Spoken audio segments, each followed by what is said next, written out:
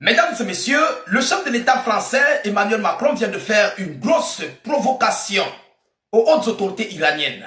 Et je doute fort que Téhéran pardonnera cette déclaration belliqueuse venant plus précisément de Emmanuel Macron du côté de Evian, où s'est tenue la réunion le sommet du G7 avec une participation bien sûr de Donald Trump. Alors, M. Emmanuel Macron promet déjà la participation du navire français, le Charles de Gaulle, du côté du détroit d'Ormuz. Un territoire où l'Iran dit que c'est son territoire. Un territoire où l'Iran dit, parce que, comprenez bien les termes que j'emploie, un territoire où l'Iran dit qu'il y a désormais une nouvelle administration pour le suivi de la navigation des navires.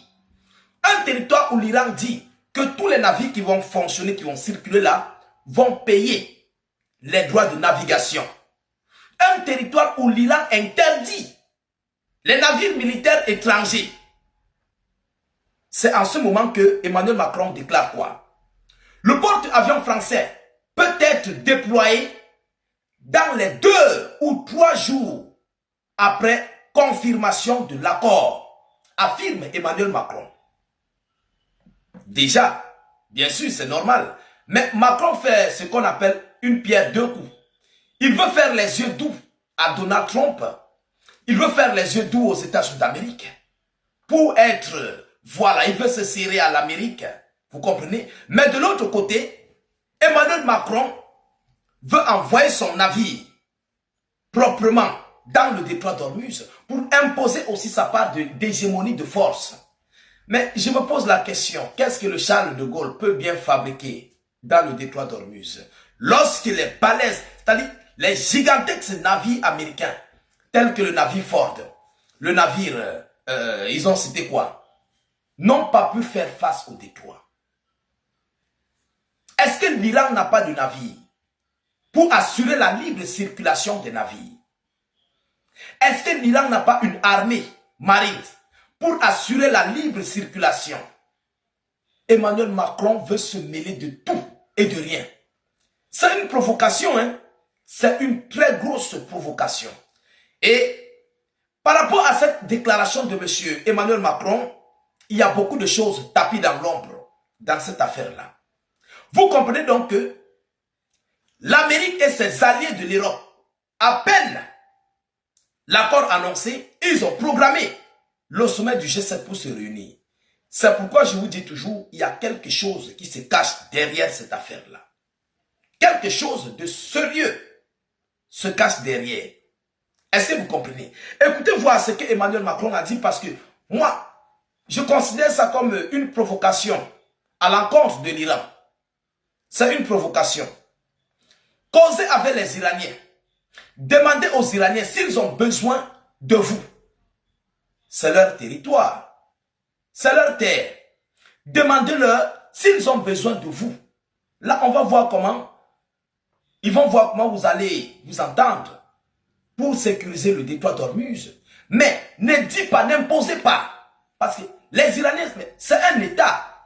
Voilà Israël qui refuse de quitter dans les territoires occupés. Vous ne parlez pas à Israël, c'est seulement l'Iran que vous connaissez. Regardez.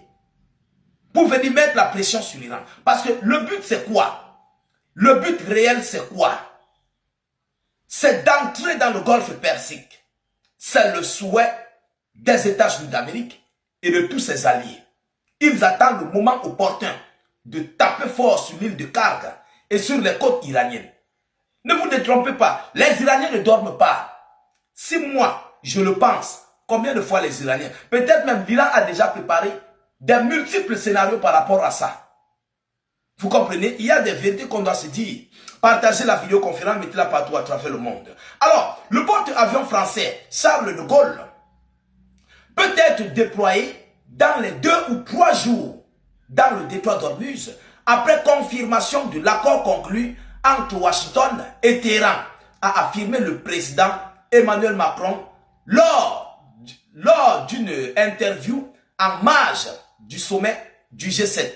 Et je tiens à vous rappeler que la nouvelle administration, le règlement que l'Iran a imposé dans le détroit d'Ormuz, est inclus dans l'accord de paix qui doit être signé, plus précisément, ce vendredi. Vous comprenez? Le paiement des frais de navigation, c'est inclus dans l'accord qui doit être signé. Oui, oui, c'est inclus à l'intérieur. Mesdames et messieurs, Macron dit quoi? Nous avons construit avec les Britanniques une mission pour aider à rouvrir le détroit d'Ormuz et le Charles de Gaulle, avec tout ce qui l'entoure et qui reste dans la zone, peut être déployé dans les 2 ou 3 jours qui suivront.